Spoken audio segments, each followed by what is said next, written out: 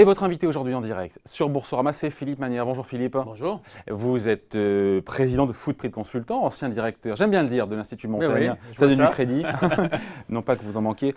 François Fillon, aujourd'hui, il précise son programme économique dans une interview Fleuve, longue interview donnée aux Échos et le service après-vente ce matin sur Europe 1, sur son programme économique et fiscal. On peut dire que sur les grands marqueurs du projet qu'il a défendu lors de la primaire, ça ne bouge pas trop. À la fin des 35 ans, on les retrouve, la retraite à 65 ans, les économies sur la dépense, les fonctionnaires, l'ISF, la refonte du Code du travail. On peut dire qu'il ne recule pas. Est-ce qu'il a raison de ne pas édulcorer son programme économique, même s'il y a des amendements, quelques amendements, on va y revenir. Oui, alors il y a deux critères pour répondre à votre question. C'est est-ce qu'il a raison au fond, s'agissant des besoins du pays, et puis est-ce qu'il a raison en termes politiques.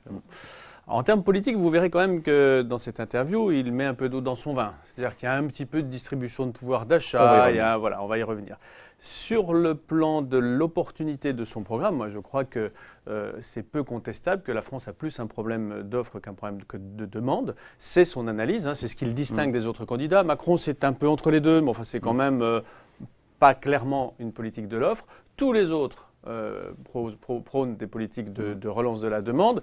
Et donc lui, il s'est positionné dès le début sur une analyse des problèmes du pays qui est notre pays n'est pas compétitif, notre pays n'est pas capable de formuler l'offre qui lui permettrait d'exporter, qui lui permettrait de résister aux importations étrangères. Sinon, on aurait fait plus de croissance avec un intérêt aussi bas, un pétrole aussi bas. C'est toujours la même chose. Si la dépense publique sauvait l'humanité, la France serait évidemment en tête de toutes les nations civilisées, gambadant nus avec une fleur dans la bouche, accompagnés de petits oiseaux. Nous faisons ce que recommandent les autres candidats depuis 25 ans, avec une opiniâtreté qui force le respect, mais avec les résultats qu'on sait, c'est-à-dire la dévastation intégrale de notre compétitivité et le déclin progressif, non pas du pays, ça c'est une autre question, mais le déclin progressif de la capacité de la France à jouer son rôle dans le concert des nations en termes de nations commerçantes. Parce que c'est que depuis 3 ans, on a eu depuis 3 ans un méga plan de relance avec la baisse du pétrole. Oui, alors voilà, ça c'était un plan de relance qu'au moins on ne payait pas. L'euro très très bas. Bien, ça, voilà. On a eu un plan de relance qui a coûté zéro, mais on a fait 1% de croissance. Oui, alors ça prouve quand même on a commencé à créer des emplois il y a seulement quelques mois. Donc ça veut dire qu'on n'est vraiment pas en situation de bénéficier des bonnes fortunes qui adviennent parfois, heureusement, pas seulement par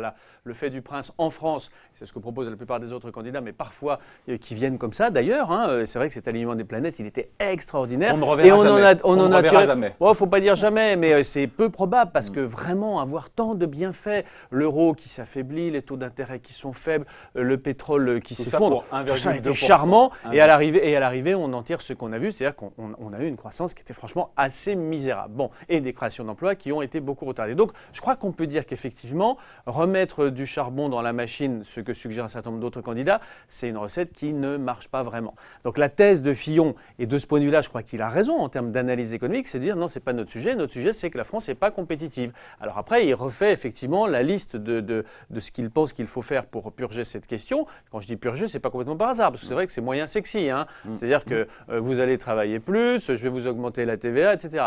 Donc, du point de vue politique, encore une fois, il faut prendre les deux critères. Du point de vue politique, c'est culotté, c'est exigeant, surtout que sa posture de candidat a été assez affaiblie par des sujets non économiques, comme vous le savez. Bon, du point de vue de l'adéquation aux besoins du pays, moi, je continue à penser que c'est une analyse qui est relativement juste. Et d'ailleurs, les pays qui étaient à peu près de notre situation il y a 20 ans, il y a 15 ans, il y a 10 ans, selon que vous prenez la Suède, le Canada, l'Allemagne, etc., et qui ont fait ce que suggère Fillon, s'en sont plutôt bien trouvés.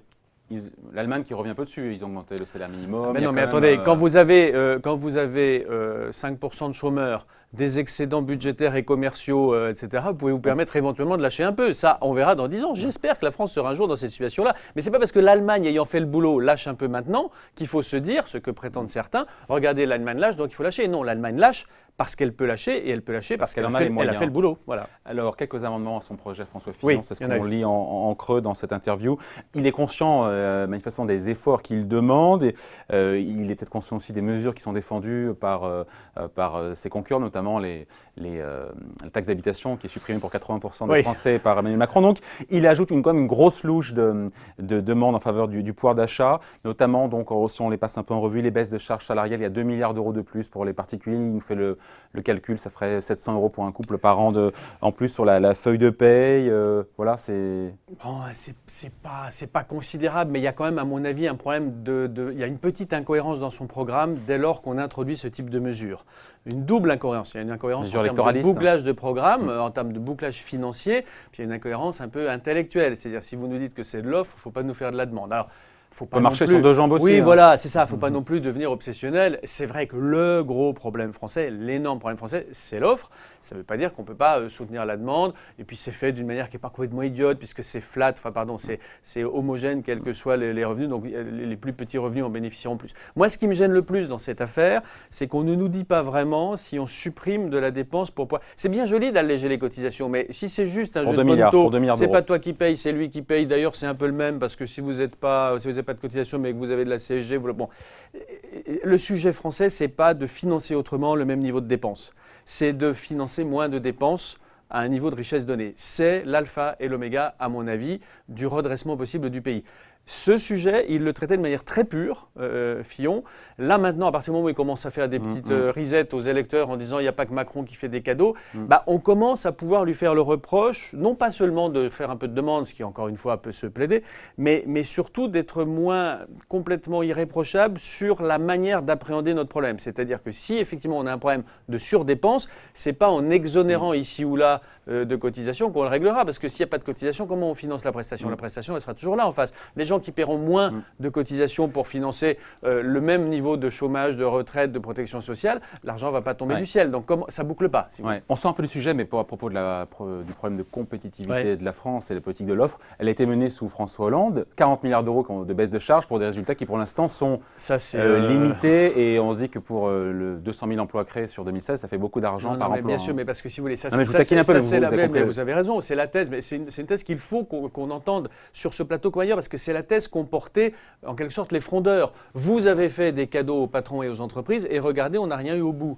C'est en fait ne prendre qu'une petite partie du quinquennat. Le quinquennat a été dévastateur pour l'offre pendant les 3 premières années. Un coup de massue fiscale comme on n'en a jamais vu, pas seulement en France, mais pratiquement dans le monde. Premier ministre. Qui avait commencé sous Sarko-Fillon, effectivement, mais qui a été amplifié et porté à un niveau qu'on n'aurait pas imaginé, en particulier sur certaines catégories de revenus, c'est-à-dire en particulier sur les revenus du capital. Donc tout ça a vraiment donné un énorme coup sur la tête de la machine à produire France. Et puis effectivement, les 2 dernières années sont beaucoup moins mauvaises. Il y a le CICE sur 2 ans et demi, ça c'est bien, mais le CICE ne fait que rembourser une partie de ce qui avait été préalablement prélevé. Il y a la loi El Khomri, c'est pas mal, mais c'est qu'un tout petit bout. Et si vous faites honnêtement le bilan du quinquennat, vous voyez que même s'il est réprochable vu de gauche sur ces 2 dernières années, il est principalement réprochable vu du point de vue des entreprises sur son ensemble. Sur l'ensemble du quinquennat. Et donc il y a eu une inflexion. C'est d'ailleurs tout le temps comme ça. Regardez, 81, Mitterrand arrive, rupture avec le capitalisme, on va tout casser. Et 83 à rigueur, etc. Alors en 83, on a eu de la chance parce que la conjoncture internationale, l'évolution d'un tas de choses font que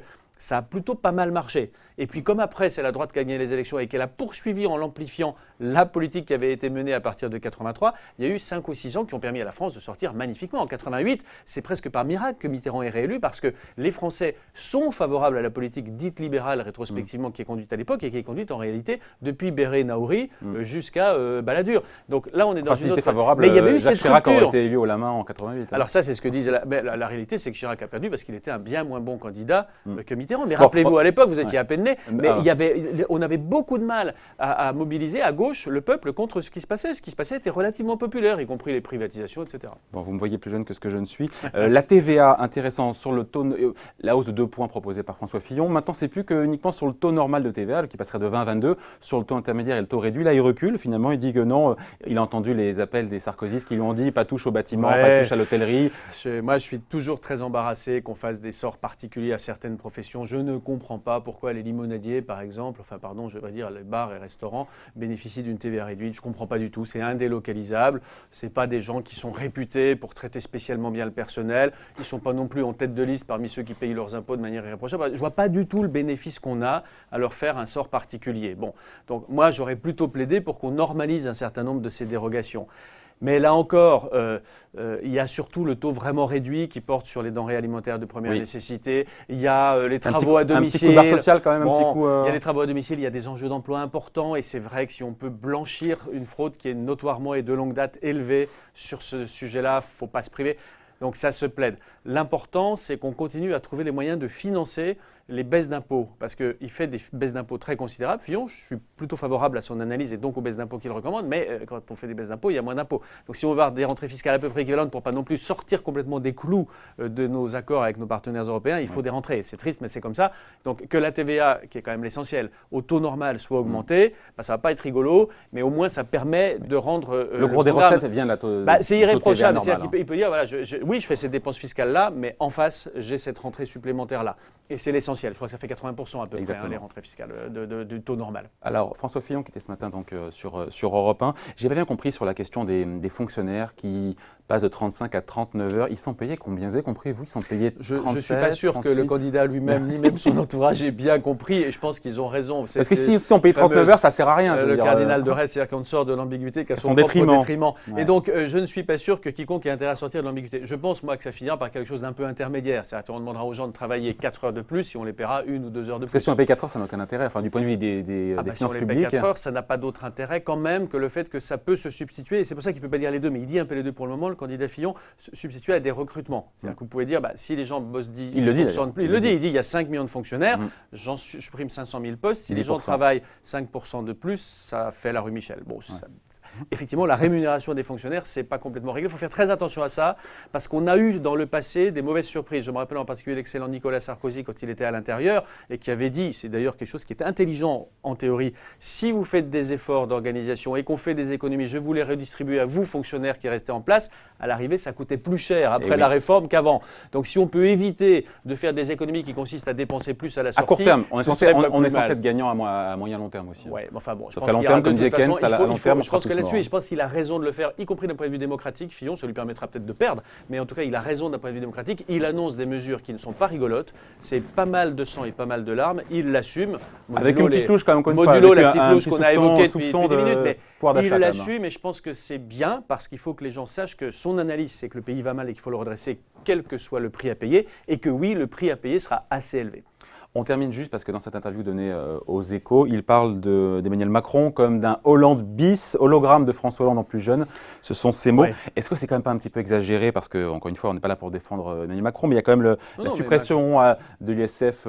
On va dire pour moitié, il y a quand même une réforme des retraites, un IS, un impôt sur la société à 25%, un prélèvement libératoire forfaitaire sur le patrimoine de 30%. Voilà, il y a quand même des baisses de charges, 60 milliards d'euros d'économies sur la dépense. Il y a quelques éléments très importants qu'on retrouve effectivement chez les deux candidats, en particulier le rétablissement du prélèvement libératoire, qui était quelque chose d'absolument fondamental. On ne va pas rentrer dans le détail là, on n'a pas le temps, mais c'est très important pour que les gens investissent en France, pour qu'ils ne fichent pas le camp, pour faire simple, qu'il y ait ce prélèvement libératoire qui a été vraiment très très fortement augmenté par Sarkozy et Fillon, vous le disiez très justement, puis qui a été supprimé par la gauche, et ça c'est catastrophique du point de vue de la perception. Ils sont d'accord d'ailleurs là-dessus pour le coup. Ils sont d'accord, donc voilà, il faut quand même regarder, vous avez d'un côté, je ne vais pas être désobligeant, mais d'un côté des gens qui sont un peu en dehors des limites de l'épure, du raisonnement économique normal, et là moi je ne suis pas totalement d'accord avec Xavier Timbaud, avec lequel je suis d'accord pour l'essentiel, je mettrais quand même assez volontiers dans le même sac Hamon et Mélenchon. Bien sûr Mélenchon est encore plus outrancier, mais c'est des gens qui regardent le monde d'une manière qui n'est pas réaliste, en particulier sur offre-demande, et puis vous avez Marine Le Pen qui alors elle postule des choses qui à mon avis ne sont pas faisables d'ailleurs, mais qui sont